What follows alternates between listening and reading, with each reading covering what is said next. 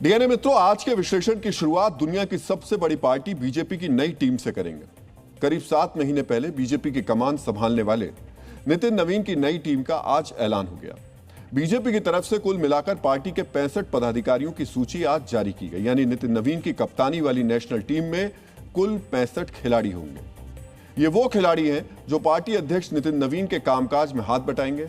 कुल मिलाकर 51 नए चेहरे हैं, जबकि 14 पदाधिकारियों को रिपीट किया गया है। ये पदाधिकारी पार्टी का रोज का काम देखेंगे, चुनावी रणनीति बनाएंगे और कार्यकर्ताओं के जरिए जनता तक पहुंचेंगे।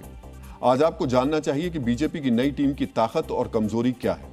आज आपको पता चलेगा बीजेपी ने सोशल मीडिया का कैप्टन क्यों बदला और अब जिसे सोशल मीडिया टीम का कप्तान बनाया गया है उनका ट्रैक रिकॉर्ड क्या है।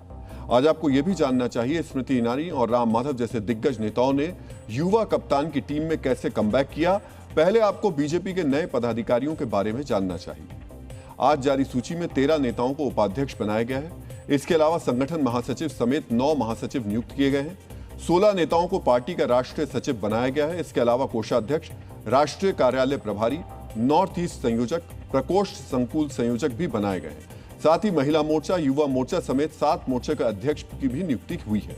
मीडिया संयोजक और सोशल मीडिया संयोजक और उनकी टीम का भी ऐलान किया गया है। मित्रों, इनमें से हर पद और पदाधिकारी की अपनी खास जिम्मेदारी है। टीम को न्यू जनरेशन और अनुभवी नेताओं का मिश्रण बताया जा रहा है, जिसमें महिलाओं को भी अच्छी हिस्सेदारी दी गई है। इनकी औसत उम्र 53 साल के करीब है। कुछ ऐसे चेहरे भी हैं जिन्होंने कमबैक किया है। इनमें राम माधव और स्मृति ईरानी बड़े नाम हैं। सबसे पहले बात बीजेपी के नए उपाध्यक्षों की। राष्ट्रीय उपाध्यक्ष राष्ट्रीय कार्यकारिणी के वरिष्ठ पदाधिकारी होते हैं। अध्यक्ष उन्हें अलग अलग राजनीतिक और संगठनात्मक जिम्मेदारियां सौंपते हैं। बीजेपी ने जो 13 उपाध्यक्ष बनाए हैं उनमें से 9 नए नाम हैं। पिछली टीम के सिर्फ 4 उपाध्यक्ष बरकरार रखे गए हैं, जिनमें राजस्थान की पूर्व मुख्यमंत्री वसुंधरा राजे सिंधिया भी शामिल हैं। नए नामों में सबसे बड़े चेहरे राम माधव हैं। राष्ट्रीय स्वयंसेवक संघ के प्रचारक रहे राम माधव को संघ और बीजेपी के बीच बेहतर तालमेल के लिए जाना जाता है। 2020 तक वो पार्टी के महासचिव के रूप में काम कर चुके हैं। उसके बाद उन्हें पार्टी में कोई बड़ी जिम्मेदारी नहीं दी गई थी। अब करीब 6 साल बाद उन्हें उपाध्यक्ष बनाना संघ के साथ समन्वय पर जोर दिखाता है। साथ ही उनके जरिए पार्टी राष्ट्रीय और अंतर्राष्ट्रीय मुद्दों पर अपनी नीतियों को तार्किक और बौद्धिक दृष्टिकोण से पेश करेगी।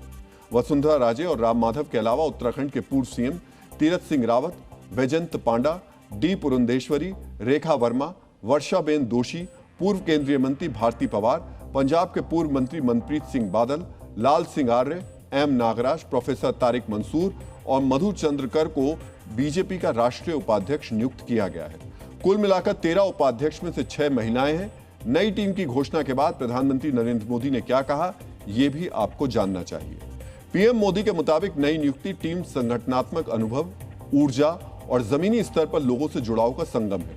उन्होंने भरोसा जताया कि नए पदाधिकारी पार्टी को मजबूत करने और जनसेवा पर ध्यान केंद्रित करने में अपना सर्वश्रेष्ठ योगदान देंगे। प्रधानमंत्री ने अपनी पोस्ट में संगठन का अनुभव, ऊर्जा और जमीनी स्तर पर जुड़ाव का खास तौर पर जिक्र किया। यानी ये वो मानक हैं जिनके आधार पर बीजेपी के पदाधिकारियों की नई टीम चुनी गई है।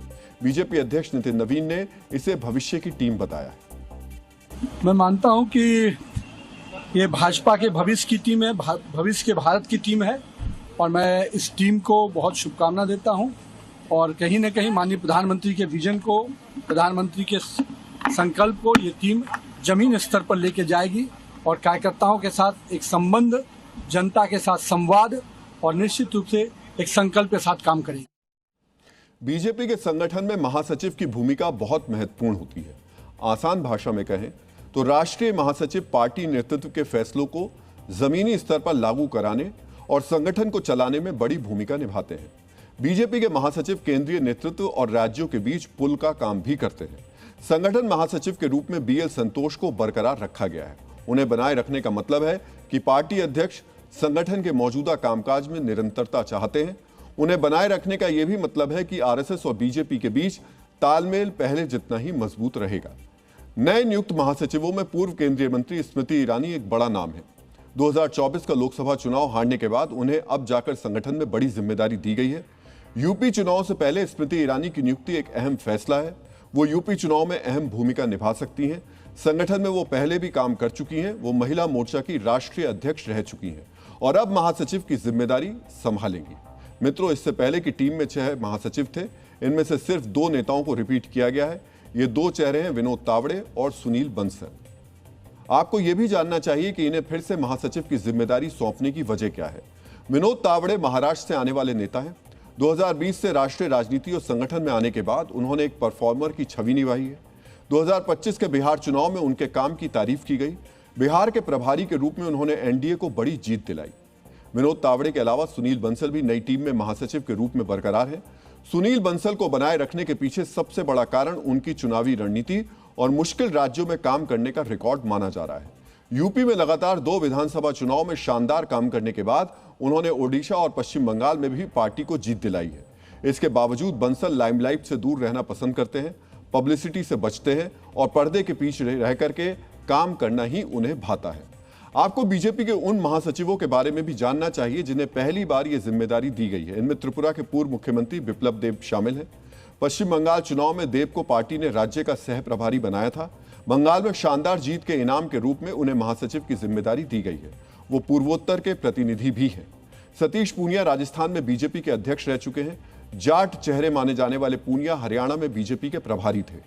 हरीश द्विवेदी का भी महासचिव के रूप में प्रमोशन हुआ है। यूपी के बस्ती से सांसद रहे हरीश द्विवेदी बीजेपी के ब्राह्मण चेहरे हैं। गजेंद्र पटेल मध्य प्रदेश के खरगोन से सांसद हैं। वो पार्टी के आदिवासी चेहरे भी हैं। वहीं 8वें महासचिव के रूप में संजय भाटिया का नाम है। संजय भाटिया हरियाणा से राज्यसभा सांसद हैं। राज्यसभा में आने से पहले 2019 में वो करनाल से लोकसभा चुनाव भी जीते थे। 2024 में उन्होंने अपनी सीट मनोहर लाल खट्टर के लिए छोड़ दी थी। मित्रों, नई टीम का ऐलान ऐसे समय में हुआ है जब अगले साल की शुरुआत में 5 राज्यों में चुनाव होने हैं। इनमें उत्तर प्रदेश भी शामिल है। ऐसे में नई टीम की पहली परीक्षा भी इन विधानसभा चुनाव के दौरान ही होगी। विशेष रूप से उत्तर प्रदेश में हैट्रिक लगाना इस टीम का पहला इम्तिहान होगा। यही वजह है कि नई टीम में उपाध्यक्ष, महासचिव और सचिव के रूप में कुल 6 नेताओं को मौका दिया गया है। मेरे जैसे साधारण कार्यकर्ता को एक छोटे से शहर से और इतना बड़ा अहम सम्मान दिया है, जो उम्मीद उन्होंने रखी है मैं उस पर खरा उतरने का प्रयास कर रहा हूँ। तो पार्टी ने निश्चित रूप से जो जिम्मेवारी दी है, जो मैं कर पाया हूँ उससे ज़्यादा करने की कोशिश करूँगा। आने वाले समय में संगठन और सत्ता के विस्तार में कहीं ना कहीं राष्ट्रीय अध्यक्ष जी के साथ ये पूरी टीम हनुमान अंगद की तरह कहीं ना कहीं काम करते हुए पार्टी को आगे बढ़ाने का काम करें। ये हमारे लिए बहुत महत्वपूर्ण है कि मल्टी डायमेंशनल टीम बनी है।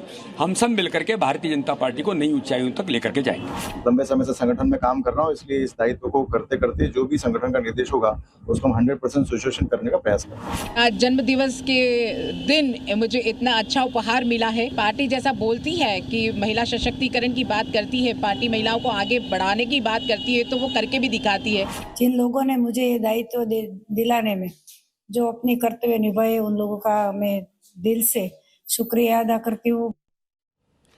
कोषाध्यक्ष के रूप में केंद्रीय उद्योग और वाणिज्य मंत्री पीयूष गोयल को एक बार फिर नियुक्त किया गया है। उन्होंने राजेश अग्रवाल की जगह ली है। पीयूष गोयल 2014 से पहले भी ये जिम्मेदारी संभाल चुके हैं। इस तरह पीयूष गोयल मंत्री पद की जिम्मेदारी के साथ साथ संगठन में भी दखल देंगे। खास बात यह है कि पीयूष गोयल के पिता वेद प्रकाश गोयल भी बीजेपी के कोषाध्यक्ष रह चुके हैं। पीयूष गोयल का हाथ बटाने के लिए राजेश मंगल को सह कोषाध्यक्ष बनाया गया है।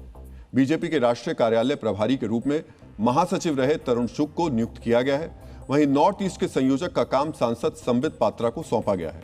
प्रकोष्ठ संकुल संयोजक के रूप में मध्य प्रदेश बीजेपी के पूर्व अध्यक्ष विष्णुदेव शर्मा को जिम्मेदारी सौंपी गई है। इनका काम समाज के अलग अलग क्षेत्रों से जुड़े लोगों को पार्टी से जोड़ना होगा। नितिन नवीन की टीम में मीडिया संयोजक के रूप में अनिल बलूनी को बरकरार रखा गया है। उनके साथ सह संयोजक के रूप में आशीष अग्रवाल, प्रदीप भंडारी और सिद्धार्थ यादव को नियुक्त किया गया है।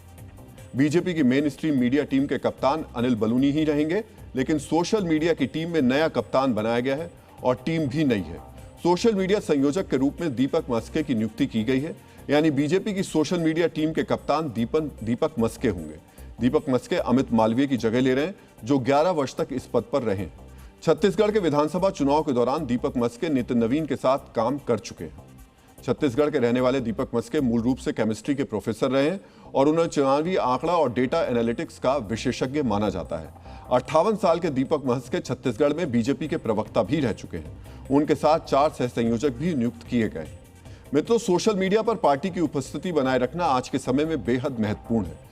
जिस समय सोशल मीडिया नैरेटिव के सहारे आंदोलन चलाए जा रहे हैं, उस समय पार्टी और सरकार के लिए पॉजिटिव नैरेटिव बनाना दीपक महस्के और उनकी टीम के लिए एक बड़ी चुनौती है। बीजेपी को इस समय विरोधी पार्टियों से इस मामले में कड़ा मुकाबला करना पड़ रहा है। सोशल मीडिया टीम के अलावा बीजेपी ने आज अपने अलग अलग राष्ट्रीय मोर्चों में भी बदलाव किया। मोर्चे की नई टीम के बारे में आपको अब जानना चाहिए। भारतीय जनता युवा मोर्चा का अध्यक्ष हेमांग जोशी को बनाया गया है। उन्होंने तेजस्वी सूर्या की जगह ली है। हेमांग जोशी गुजरात के वडोदरा से सांसद हैं। युवाओं को पार्टी से जोड़ने की जिम्मेदारी इन्हें मिली है। महिला मोर्चा का अध्यक्ष रूप कुमारी चौधरी को बनाया गया है। वो छत्तीसगढ़ के महासमुंद से सांसद हैं। ओबीसी मोर्चा की जिम्मेदारी यूपी के अमरपाल मौर्य को सौंपी गई है।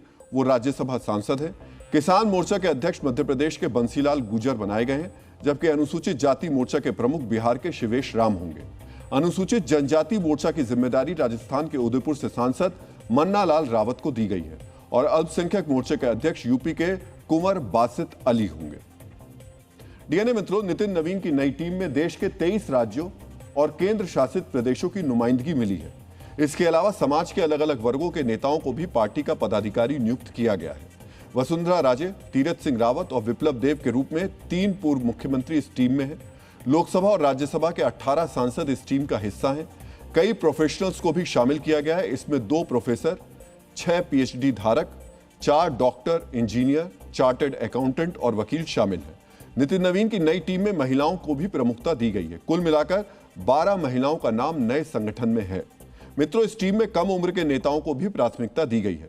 65 में से 42 पदाधिकारी 60 साल से कम उम्र के हैं। इस टीम में राज्यसभा सांसद संदीप पाठक को सचिव बनाया गया है। ये वही संदीप पाठक हैं जिन्होंने पंजाब में आम आदमी पार्टी के लिए रणनीति बनाई थी, लेकिन पिछले दिनों बीजेपी में शामिल होने के बाद अब वो नितिन नवीन की टीम में शामिल होकर बीजेपी के लिए रणनीति बनाएंगे। नई टीम के साथ बीजेपी अध्यक्ष नितिन नवीन की पहली बैठक 22 अगस्त को बुलाई गई है। इस संवाद से आगे की दशा और दिशा तय की जाएगी।